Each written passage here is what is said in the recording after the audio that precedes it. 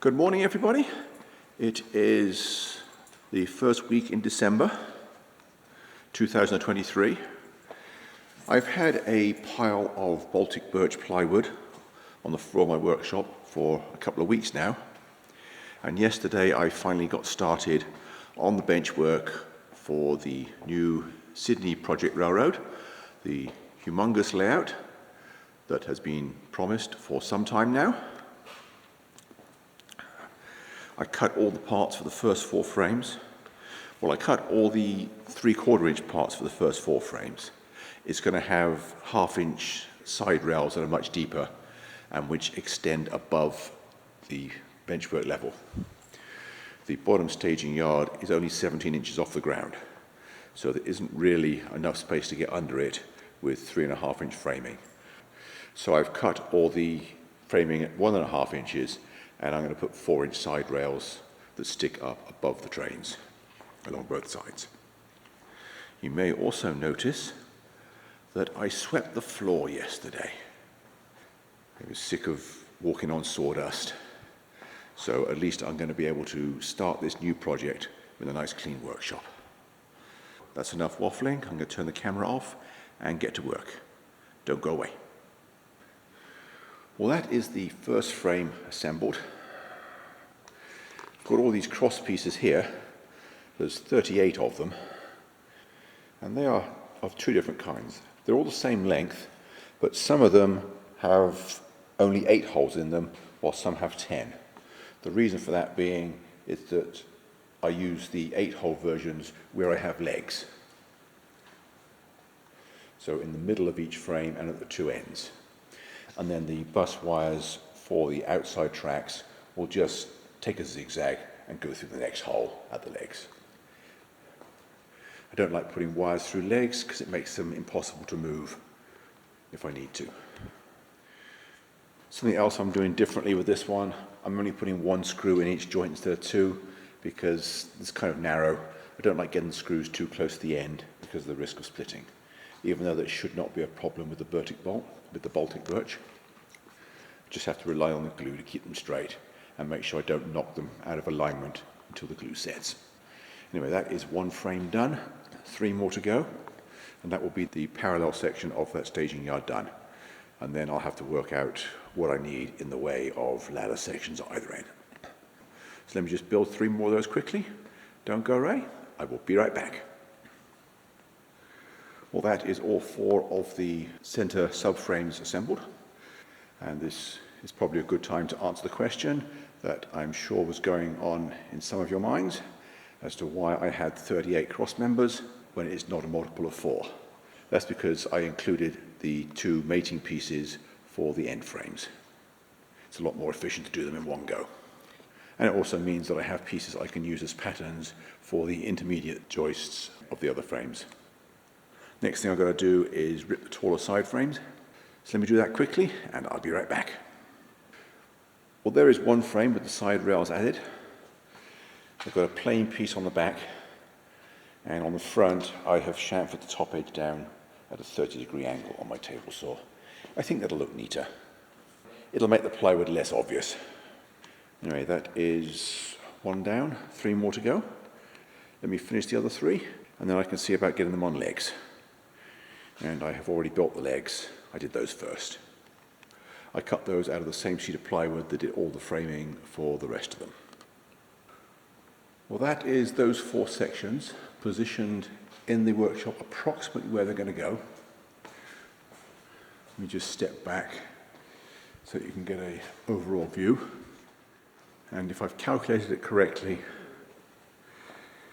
there will just be about a 3-foot space around those 2 walls, the long wall and the far end, and plenty of space around my workbench. And then the end of it will overhang where the plywood is currently by about 1 foot. Ultimately, there's only going to be 1 stack of plywood here, turned the other way round, so I'll still have room to walk. But for the time being, I'm going to be overhanging the end. That's assuming I've got everything calculated correctly. Anyway, the next step is to get it up on legs, get it bolted together, get it leveled. But that will all be a job for this afternoon. because it's already lunchtime and I've just realized that I haven't finished the legs yet. There are no leveling feet in them, so I need to put those in first. But I don't feel like doing that till after I've had some food.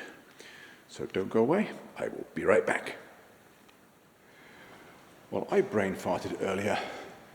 I forgot to allow for the intermediate legs. I figured 4 sections, I needed 10 legs plus 2 spare ones to temporarily hold the ends. Now I need 8 more to go in the middle. So I'm going to have to go back on the table saw, rip some more wood and make the extra parts. So don't go away, I'll be right back. Well, there are those 4 sections all up on legs in approximately the right place. I need to go inside and check my notes, get it in exactly the right place, and then level it. And then once I've done that, I can get tops installed. So let me go inside, check my notes, and I'll be right back. Don't go away. Well, I've now adjusted the position of it and leveled all 18 legs. So I have discovered that the high spot on my floor is about here where that wood block is, because I have ½ an inch of gap under that leg, and then everything else, the gap is higher. I think that might be the low spot there. Looks like it's about 1 inch. So there's a ½ inch variation in the floor over that length, which is a little more than I wanted, but it's usable. I can work with it. Well, here is the curved benchwork glued up. It's just one piece. The section at the workbench end goes straight because I wanted to put a slight reverse curve in there to give more knee room under the workbench. This end has a pinwheel ladder, so it curves forward. Note that this piece is only 3 laminations thick. Normally I do 4, but I want it to approximate the ½ inch plywood. It's already slightly thicker than the pieces that it lines up with, but that doesn't matter. Anyway, I don't feel like doing any more today. I am just going to leave that to set up overnight, and I'll check in with you tomorrow. Don't go away. Well, it's Sunday afternoon, and I just came out here for a few minutes today, just to add another beam around the outside of the one I glued up yesterday. Those are 3 pieces of the tall one, and inside that you can see there are 4 more much narrower strips. They're jacked up on scraps of wood 1½ inches high, just to get them in line with the clamps, because the throat depth isn't high enough otherwise. They're not glued together at this point. They will come out of the clamps as 2 separate beams, and I will clean both of them up on the table saw separately before I glue them together. It's Monday morning, and the first thing I've done today is pull the clamps off this. The blocks that I jacked this one up on are now permanently glued to it, but that doesn't matter. I will remove those with the table saw in the same operation as cleaning up the piece of wood.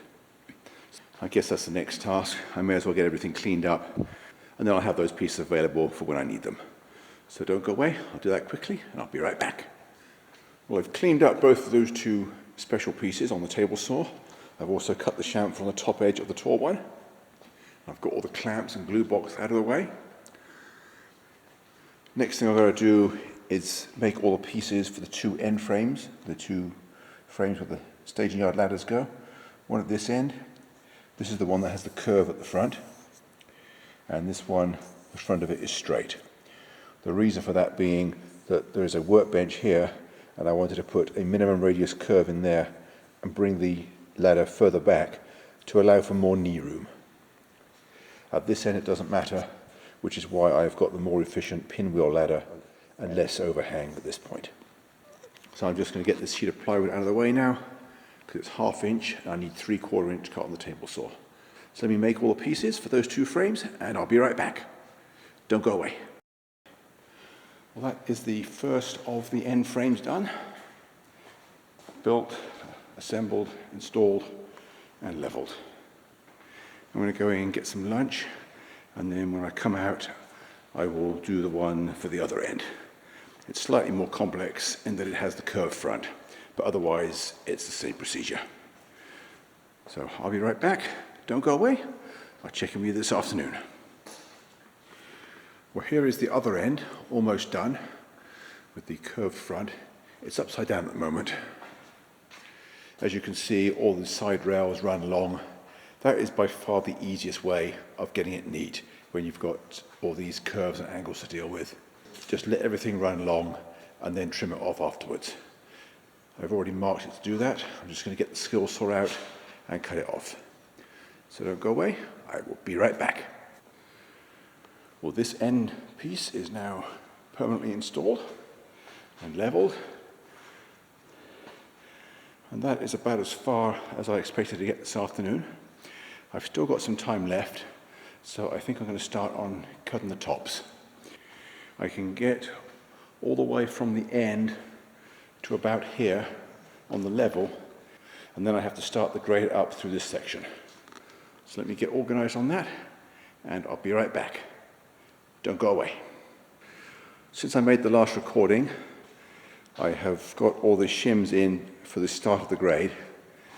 I started off with a generous 1 inch there, and I gradually went down so that the vertical curve starts onto this board. So the first foot is pretty much level. And then the vertical curve goes all the way to the fourth joist, so almost 4 feet.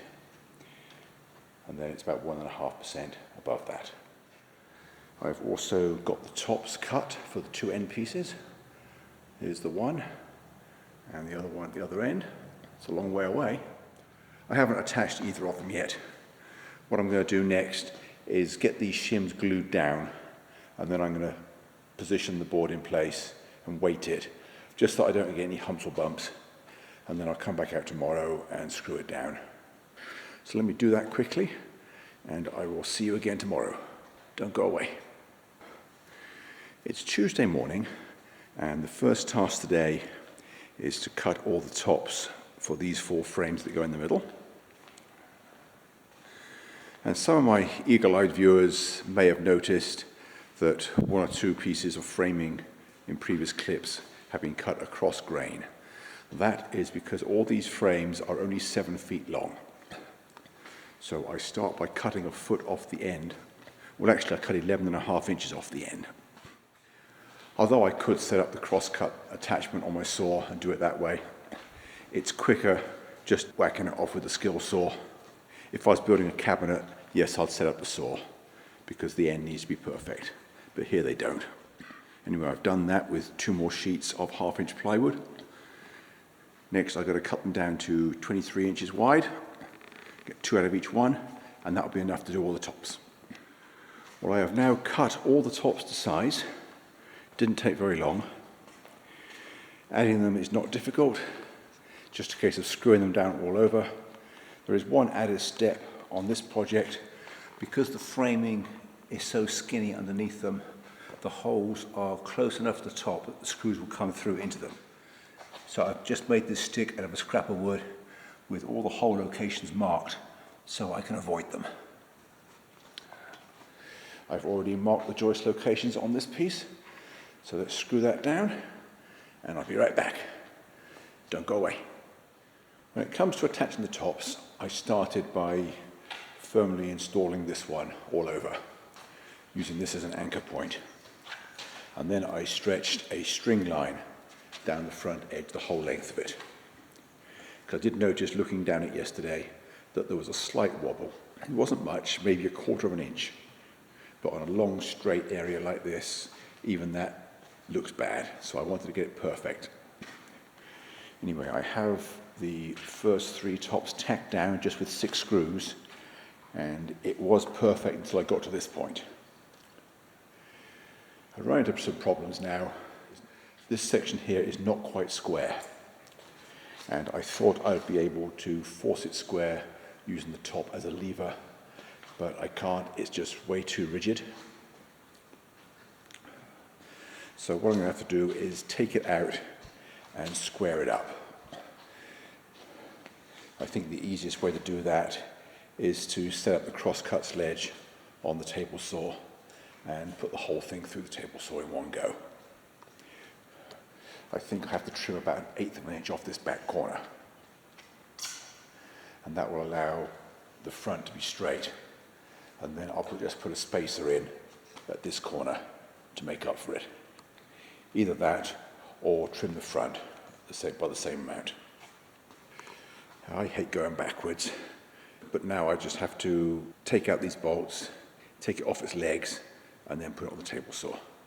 So let me do that, and I will be right back. Don't go away. Well, here is the method of squaring it up. I just clamped it to my cross-cut fence, and you can see how much got cut out there. About 3/16 of an inch. But that end is now completely square. The other end, I think I'm going to cut about half that much off and then fill in the back with shims. That way I have some tolerance. What I don't want to do is risk getting it too far the other way. So now it's time to put the legs back on it, reinstall it, and hopefully it'll work this time. Let me do that. Don't go away. I will be right back. Well, although I don't really like going backwards and have to redo anything, once I've done it and got it right, it always feels worth it. Anyway, here is the string line. It's perfect all the way along.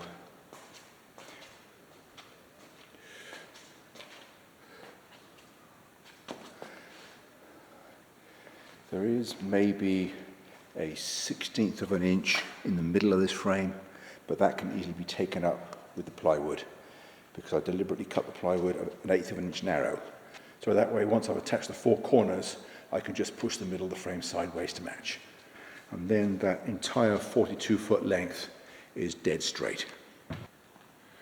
Anyway, the next thing to do is get these last 2 pieces of benchwork top tacked in place, and then I can go back and get everything screwed down properly. Don't go away, I will be right back. Well, I've now tacked down those last 2 tops, and I've removed the string line, and if we sight along it with the camera, we can see that that whole length is dead straight. It's worth getting it accurate because wobbly fascia really looks like crap. Anyway, all I've got to do now is put about 300 more screws in, and that portion of the benchwork can be considered done. So let me do that, and I will be right back. Don't go away. Well, as you can see from the amount of sawdust sitting on top of the benchwork, I have gone all the way along, and those tops are now securely screwed down. I don't glue my tops, just in case I have to remove them or adjust them in any way. But all the benchwork below it, all the framing, is firmly glued. Anyway, that is the benchwork done for this lower staging yard. After lunch, I'm going to come out and get the foam road bed down. So don't go away, I'll be right back.